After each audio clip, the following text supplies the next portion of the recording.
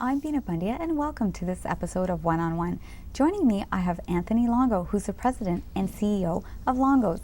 Anthony, welcome. Thank you for having me today. Anthony, you have a successful grocery business. How did your family get started in the business? Well, I guess it goes back to back in Italy and Sicily. They were always in the food business and mainly in growing product back then. But when they came to Canada, Dad worked for one of the chain stores, and my uncle Joe Longo also worked for one of the chains.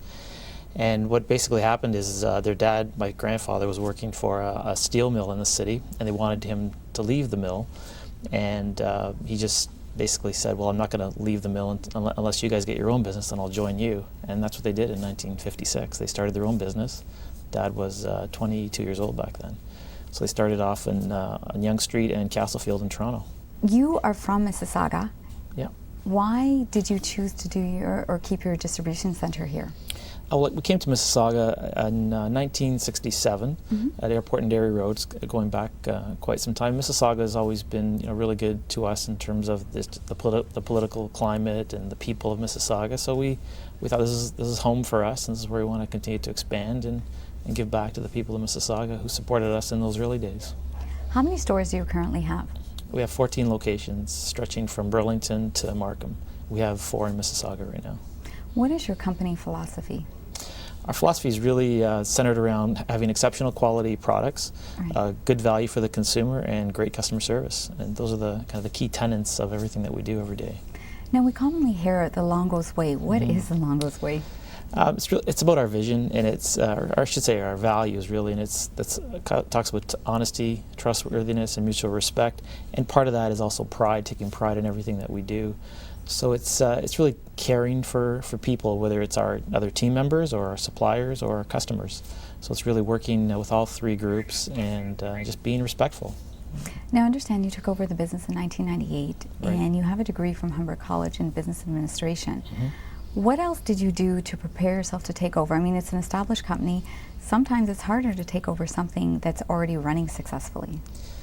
Yeah, I guess my training was really growing up through the business, and I worked in it part-time for forever, and started full-time when I finished college in '82, and took on a number of different roles. Did everything from a little bit of produce, did grocery, deli, started buying grocery on a direct basis back in 82, 83, I guess it was, and put in the infrastructure for some of the back office things like information technology, human resources, and played I think a key role in our expansion in terms of picking new sites, site selection. So it was really through experience, and it was something that I've always wanted to do, is kind of take the company to another level, and I think we've been able to do that successfully with the team. And we've got a great team made up of lots of family members and lots of non-family, but just a great team to work with. I've been really lucky to have that team. Growing up, you were part of the business. What are some of the important lessons you learned from your family and your relatives? Yeah, I'd say my dad and my 2 uncles, Joe and Gus, kind of taught us a few lessons. One is do the right thing all the time. So just kind of do it. Make sure you pick the right things to do from a value standpoint. And then one of my dad's favorite saying is, "Don't try and fool people, because you're only fooling yourself." And that's really a lifelong lesson in terms of again, doing the right thing and not trying to be something that you're not, and make promises that you're going to keep and fulfill to your customers and to your suppliers and to your team. Yeah. How important are the employees to the success of your company? The employees are critical, and I'm sure every CEO that sits here will tell you that. But I think the difference in our case is that, number one, they truly are, and I'll give you some examples. At our store managers, the guys that actually run each of the stores, they have the ability to become general managers of their area, so they get involved in the community. We just recently, this past Sunday, in our Markham store, had a customer appreciation event, which was put on by the store manager. He planned it all, him and his team. All the way down through the ranks and our customer service people, we have customer comment cards for people like, we have a fellow by the name of Willie out of our Winston Churchill store, and customers write to us saying how great Willie is. He helps them with their kids to the car and unloads the carts. And Eve, the cashier at our Pony Trail store, people write to us and tell us how Eve makes their day. These are team members that make a difference in consumers choosing us versus going across the street to a competitor. So I guess the answer to your question is they're all very important and they all play a critical role. They might not realize it sometimes, but they all play a very critical role. Do you interact with them? Absolutely. Yeah. Whenever I can. It's one of the things I don't do enough is get out to the stores enough. I probably only visit maybe 3 or 4 stores a week. But it's one thing I have to work on is get out more often. But I try and talk to as many of our team members as we can. And even if I'm just shopping, just walking through the aisles to say hello, how's everything going? And we have a pretty good open rapport that way. I think the other thing, if I can continue, is there's my dad and 2 uncles, Gus and Joe, visit the stores on a regular basis. These are the 3 founders, and they're out in the stores every single day, and they're talking to our team members and kind of passing on the company culture and history and that kind of stuff. Stay with us. We have lots more coming up with Anthony Longo.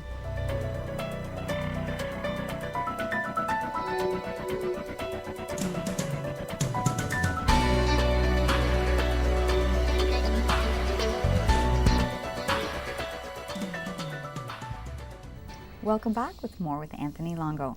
Anthony, how long have you been in business?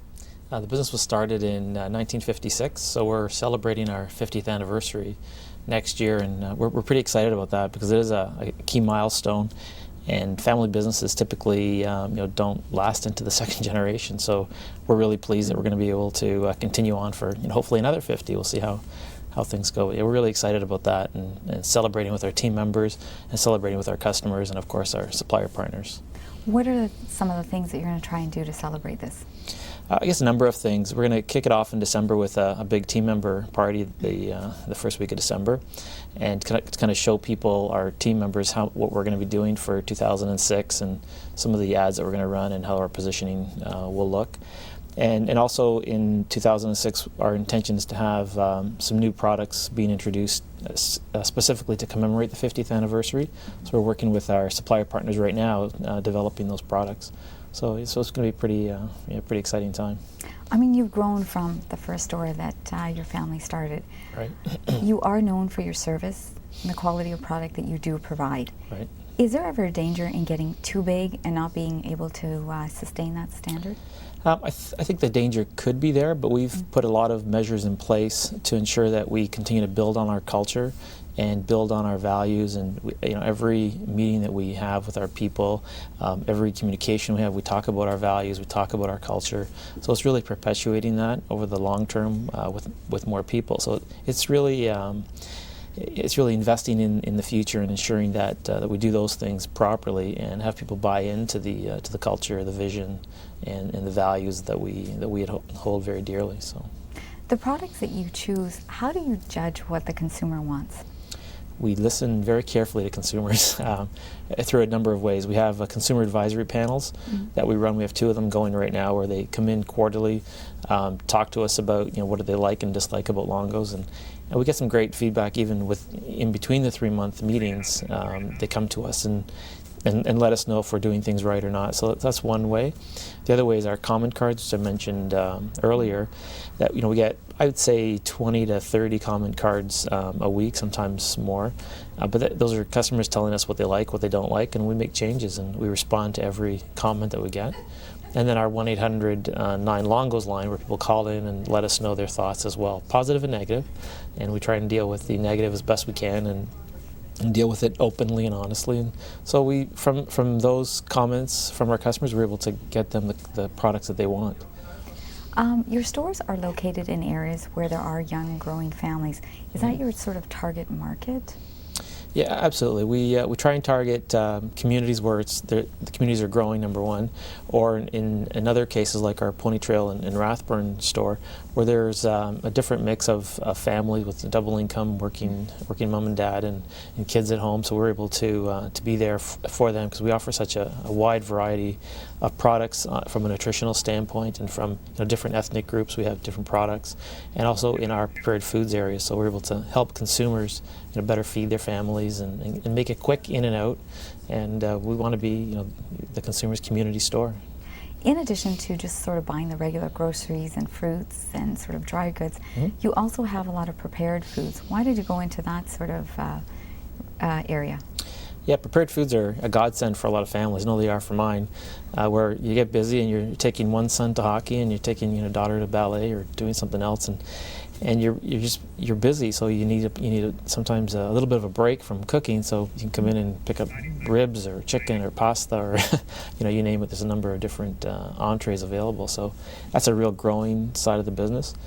And of course, the other component of that is our salad bars, which are self-serve salad bars in the marketplace. I not being biased or anything, but they're the best in best in the area for sure. And again, just great quality, healthy product. So it makes for a quick meal, and people love them. For the salad bar and the prepared foods, are those items made at the stores, or where are they done? A combination. We make a lot at our stores. We make some in our commissary, which is in Mississauga as well, and then we have some brought in from our suppliers. So it really depends on who makes it the best and most consistent. Who helps you with the sort of quote menu design? Well, I guess a couple of different things. One is our own people internally, because everyone within our company cooks, of course, and likes to try different things. Then we have our suppliers, which help us. We'll go to them with some ideas, and they'll come back with their thoughts. And then we have a registered nutritionist, Sandra Seville, that works with us as well on a full-time basis. And Sandra helps us out in both with our cookbooks that we put out twice a year, or our entertaining guides. And also we have a chef in our Winston Churchill store, Hans, who does all the catering, and he's able to bring new ideas to light as well. Stay with us. We have lots more coming up with Anthony Longo.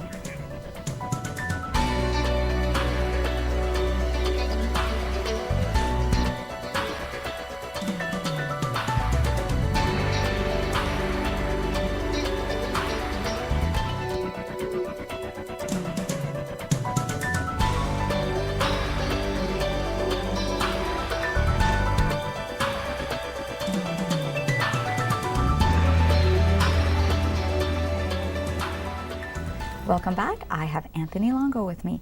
Anthony, technology has changed. We do everything differently with the computer, with the internet. Right. It's made a change in your business. Your website is something that's very interactive. How did that come about? It started, I guess, many years ago when the web was just getting going. We brought a team of our team members together and talked about, what would people like to see in a website and design.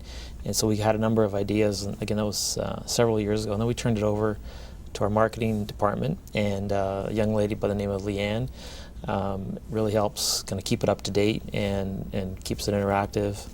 And now with also with the addition of Grocery Gateway, which we purchased last September, we've been able to use the expertise of Grocery Gateway, and we have a terrific fellow there, Stephen Televi, that's really helped bring the Longo's website up a little further as well. And I think just using the combination of the two and ideas from our customers and frankly looking at other websites, we're able to get ideas, and we want to continue to invest in that vehicle because people do a lot of their research online now, and they just go on there and they like it to be as interactive and as informative as possible, make it relevant to what they need every day.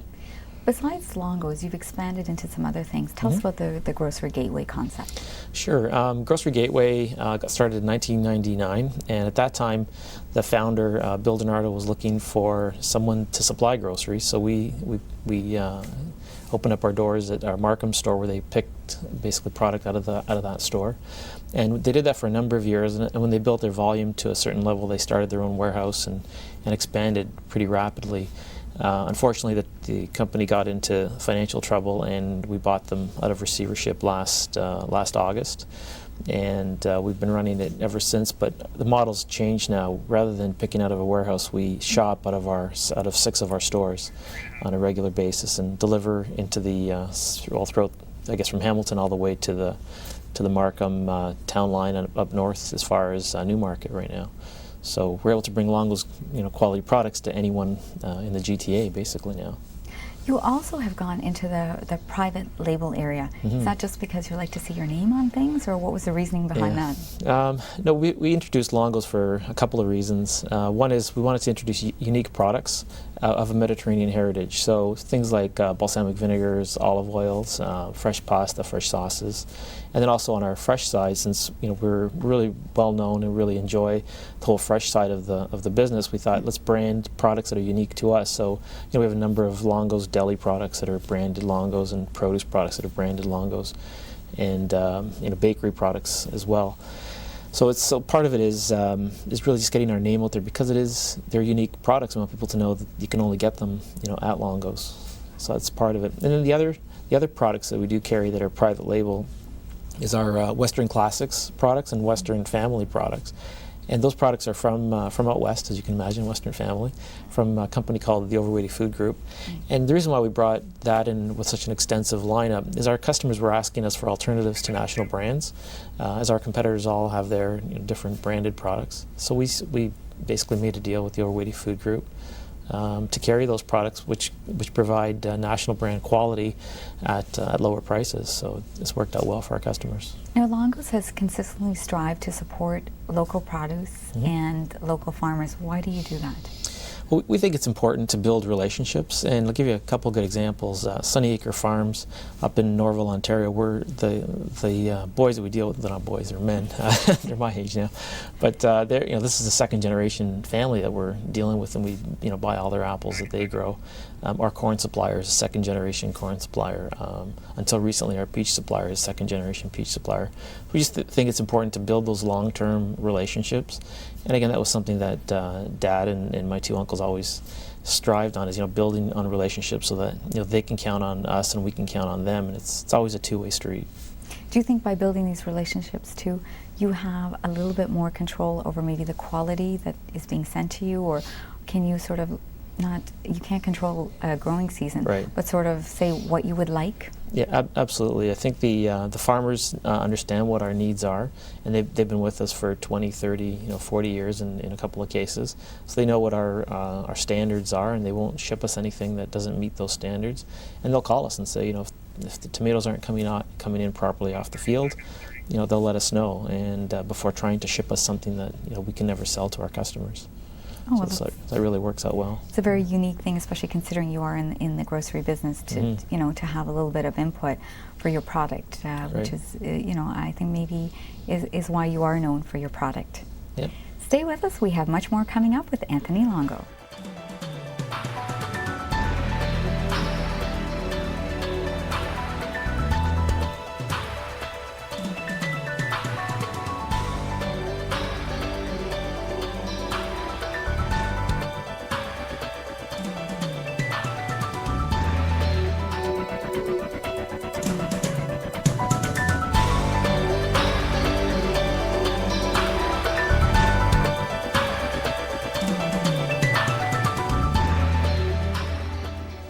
Welcome back as we get up close and personal with Anthony Longo.